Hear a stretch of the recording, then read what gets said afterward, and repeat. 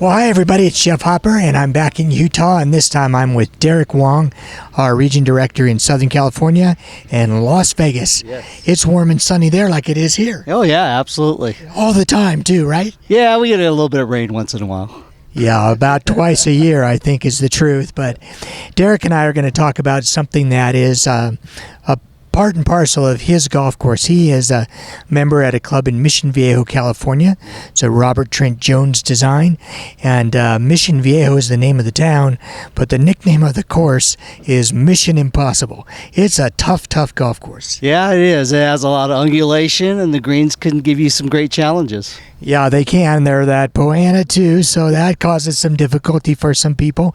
So it has all kinds of challenges, but you have figured it out. And he's laughing, but I mean that pretty seriously. Dereck's a good player, and he always just slices and dices us when we're there together. How do you do that? How do you manage a tough golf course?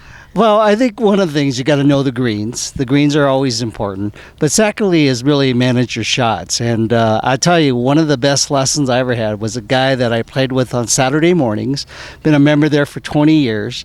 And, you know, he didn't have a long drive like I don't, but he knew how to get on the green in 1 or 2 putt. Mm-hmm. And he said, Dereck, if anything you want to learn, 50 yards and in. So instead of going to the driving range and bang balls, 200 yards or 250, just go to the driving range and 50 yards and in. And that's what it was. And it was just the whole secret of getting up and down. Because you know you're going to have to recover a lot, right? Exactly. And this course is relentless, especially we have Kikuya fairways and Kikuya rough, and you've got to know how to get up and down. Wow.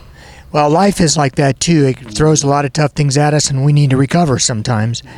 How do you do that? How have you spent a lot of time with fellowships and fellowship leaders, and you've talked to them about recovering from tough times. What do you talk about? Yeah, we found relationships are such a key, and especially close relationships. Mm-hmm. And one of the things we find with guys who've been in business all their lives, they were pretty much protective of that. If anything, they said if we were to have someone to be our pallbearers, we wouldn't be able to find 6 guys. And so one of the things we like to encourage our guys in our fellowship is to be looking for that. And it's something you can't say, hey, Jeff, I want to be your F1 friend. We call it F3, F2, F1 friend. And F1 is a really close one? Yes. And the F3 is somebody that we just talk about golf. We'll talk about football, whatever sports. And then F2, you go a little bit deeper, which we do in our Links Fellowships. We will talk about life. We'll talk about our families. And then the F1 is who is that person that you can call at 3 o'clock in the morning when things are really tough on your heart and you don't know where to go or who to talk to.